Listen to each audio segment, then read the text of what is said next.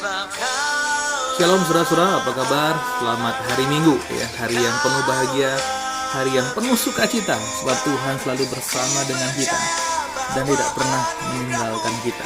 Nah, hari ini saudara-saudara kita akan berbagi atau sharing firman Tuhan tentang sesuatu yang sangat penting sekali. Nah, hari ini kita akan bicara tentang pewahyuan tentang keselamatan ya. Namun demikian, pewahyuan ini kita akan lihat dari doa Sang Mesias, saudara-saudara. Banyak orang ingat satu hal saja tentang doa Sang Mesias, yakni doa kepada Allah Bapa, saudara-saudara, yang dikenal dengan doa Bapa kami. Ya, padahal sebenarnya doa Sang Mesias itu tidak hanya doa Bapa kami, tapi doa Sang Mesias juga menyangkut doa-doa lainnya, saudara-saudara. Karena seperti yang kita tahu, Sang Mesias adalah Sang Firman Allah sendiri. Dia adalah pribadi Allah itu sendiri, dan dia begitu akrab, begitu dekat dengan Allah. Sebab pribadi-pribadi Allah Tritunggal berada selalu dalam keakraban, berada dalam satu kesatuan, keesaan yang luar biasa. Nah, hari ini saudara-saudara kita akan berbicara tentang pewahyuan keselamatan itu dalam doa Sang Mesias, saudara-saudara. Nah, saudara-saudara, sebelum lebih jauh lagi saya ingin mengingatkan kita bahwa yang namanya kekristenan selalu identik dengan pewahyuan keselamatan ya. Kita menyebut diri kita Kristen, pengikut Kristus, sebab kita mengaminkan, menerima pewahyuan keselamatan dari Sang Kristus sendiri, dari Sang Juru Selamat sendiri. Keselamatan inilah yang membuat kita menjadi seorang Kristen, pengikut Kristus. Sebab tanpa Kristus kita tidak tahu, kita tidak dapat menyelamatkan diri kita sendiri. Nah, oleh sebab itu, setelah kita menerima pewahyuan keselamatan itu dan kita mengambil keputusan secara pribadi untuk mengikuti Sang Kristus, Sang Juru Selamat itu, nah pada waktu itulah kita menjadi seorang Kristen, menjadi pengikutnya, saudara-saudara. Nah, namun demikian, apa yang telah kita putuskan dan kita imani harus betul juga kita mengerti, saudara-saudara. Sebab iman itu tidak hanya bagi kita, iman itu juga penting untuk disaksikan. Sebab tidak jarang ada orang-orang yang bertanya kepada kita, mengapa Kristus harus disalibkan? Mengapa Kristus harus dilahirkan pada saat Natal? Ya, dan lain sebagainya.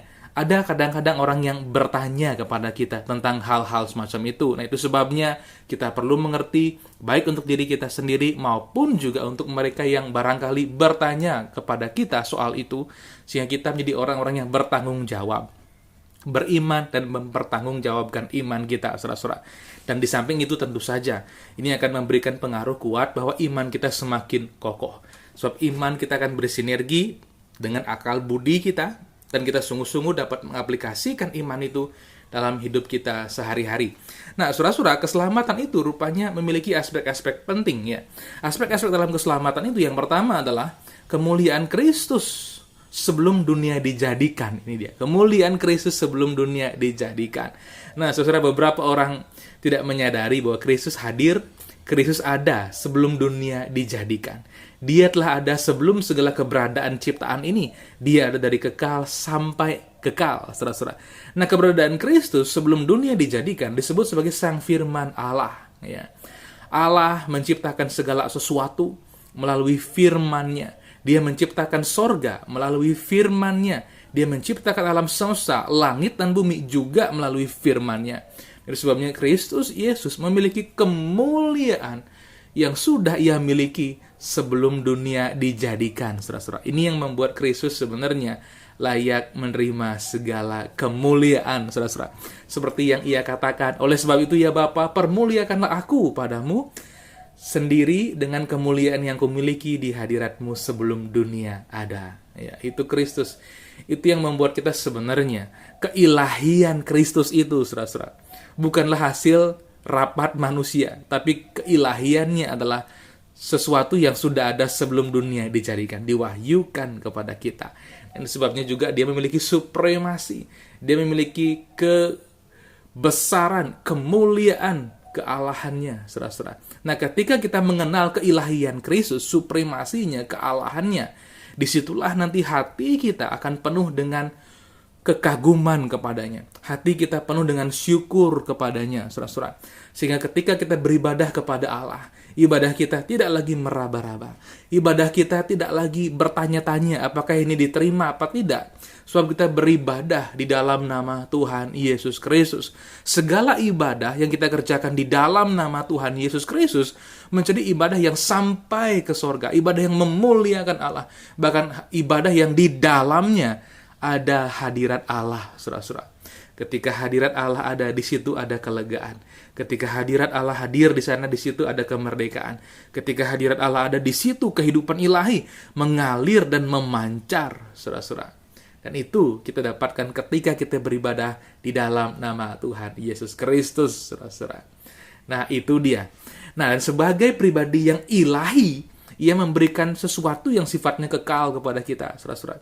Di dunia ini, manusia bagaimanapun besarnya, bagaimanapun kayanya, bagaimanapun mulianya, pemberiannya adalah pemberian yang sementara.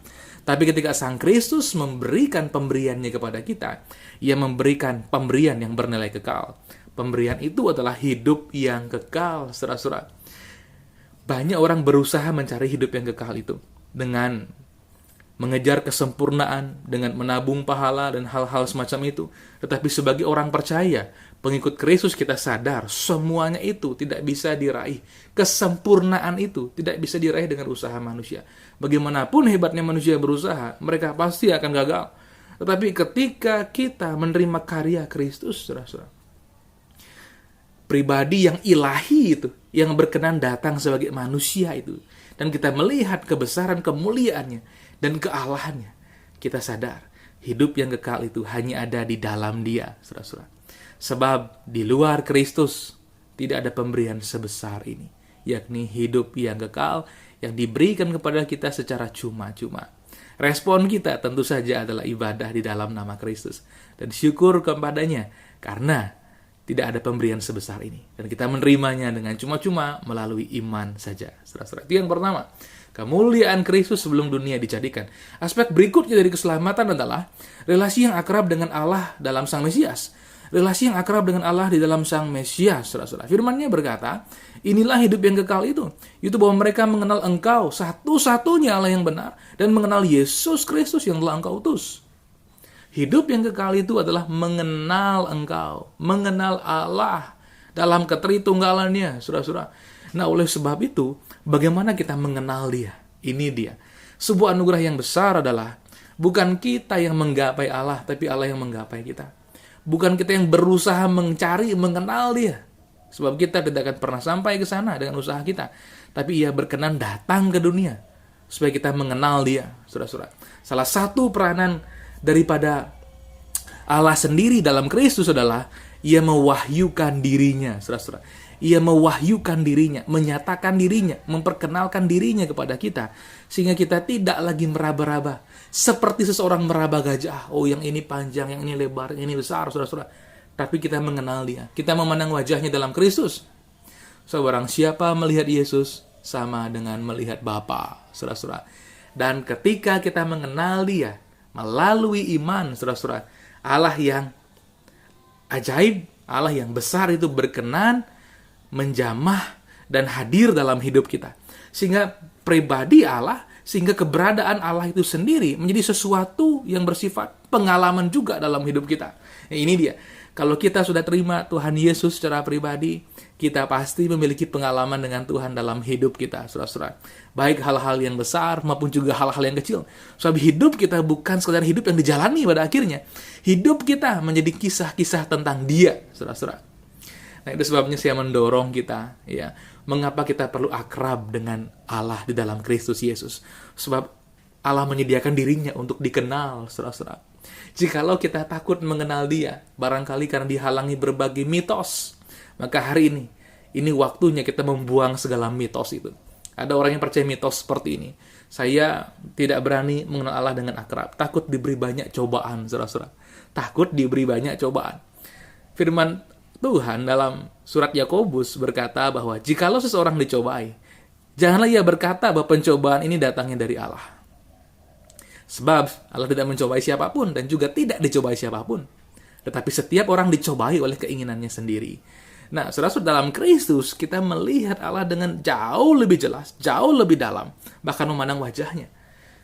Sesungguhnya orang yang mengenal Dia dengan dalam justru akan berbuahkan iman dan berbuahkan damai sejahtera, saudara-saudara. Sebab kita mengenal pribadi yang sempurna, pribadi yang maha baik, pribadi yang maha segalanya, yang dalam dirinya tidak ada kejahatan. Beberapa orang begitu misterius, sampai orang pun juga membuat jarak dengan Dia. Tapi Allah, saudara-saudara, tidak membuat jarak dengan kita. Dia berkenan tinggal di dalam kita, kita di dalam Dia. Dia di dalam kita, kita di dalam Dia. Baik secara pribadi maupun juga dalam kehidupan orang-orang percaya, saudara-saudara. Ini yang membuat kita sebenarnya memiliki anugerah, kehormatan untuk mengenal Dia dengan dalam. Kenallah Dia dengan dalam. Buahnya adalah hidup kita akan penuh iman, saudara-saudara. Semakin kita mengenal Dia, Allah dalam Kristus itu, semakin hati kita akan percaya penuh kepadanya. Sebab tidak ada yang seperti Dia, yang begitu indah, begitu mulia, begitu baik, begitu mengerti kita, dan begitu penuh hikmat menuntun hidup kita, mengembalakan kita untuk menikmati segala penyediaannya sebagai kawanan domba yang Dia gembalakan, saudara-saudara. Ini hal yang sangat indah sekali. Bahkan itu akan membuat kita dapat menikmati damai sejahtera yang dalam. So, mengenal Dia, berbuahkan iman, dan ketika kita beriman, percaya kepadanya, hasilnya adalah kita menjadi orang-orang yang penuh dengan damai sejahtera. Sebab kita tahu Tuhan adalah sumber damai sejahtera itu. Rancangannya rancangan damai sejahtera.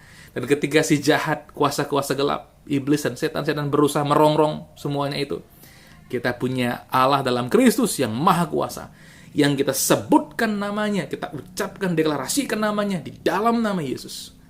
Ada kemenangan demi kemenangan. Kita telah menang, dan hidupilah kemenangan itu. Oleh sebab itu, hidupi keakraban dengan Allah, saudara-saudara, dalam Kristus Yesus, kenal Dia dengan dalam, alami setiap hari. Itu dia yang kedua. Yang ketiga, saudara-saudara, pekerjaan penebusan telah selesai. Ya, aku telah mempermuliakan engkau di bumi dengan jalan menyelesaikan pekerjaan yang kau berikan kepadaku untuk melakukannya. Aku telah mempermuliakan engkau di bumi dengan jalan menyelesaikan pekerjaan yang kau berikan kepadaku untuk melakukannya. Demikian kata Sang Kristus, Sang Mesias, saudara-saudara. Pekerjaan yang sangat besar yang dikerjakan oleh Allah selain penciptaan, pemeliharaan adalah penebusan, saudara-saudara. So, Allah yang menciptakan dunia ini, menciptakan kita, berkenan menyelamatkan kita dari kejatuhan, saudara-saudara. Dia menebus kita, Dia menyelamatkan kita. Dan Allah yang Maha Kuasa itu dalam hikmat dan kuasanya, dalam kesempurnaannya melakukannya dengan ajaib, yakni dengan mengutus firman-Nya yang kekal, pribadinya, saudara-saudara, datang ke dunia, menjadi manusia untuk mengerjakan keselamatan itu.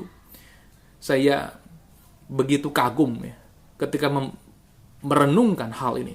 Ketika Allah menciptakan alam semesta, Dia berfirman, maka semuanya jadi.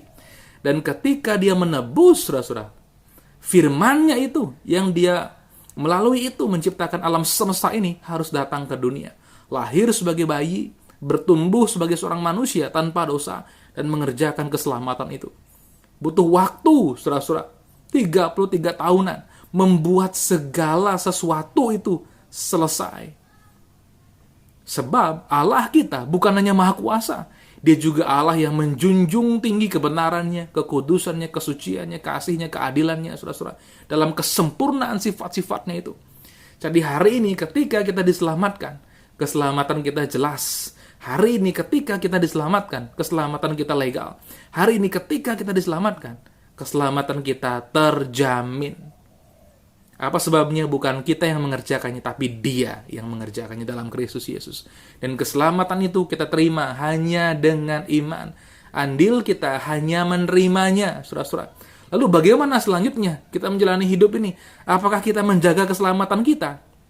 Terus terang, saudara-saudara, bukan kita yang menjaga keselamatan kita, tapi keselamatan kitalah yang menjaga kita. Sebab keselamatan itu adalah di dalam Kristus Yesus. Firman Tuhan berkata, mereka pasti tidak akan binasa, sebab mereka ada dalam tangan Kristus, saudara-saudara. Jadi ini dia. Si jahat akan berusaha membuat kita meragu-ragukan keselamatan kita.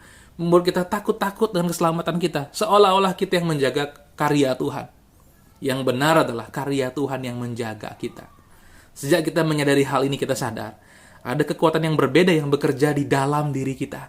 Ada kekuatan berbeda yang bekerja di dalam kita yang membuat kita terus terpaut kepada Allah di dalam Kristus Yesus.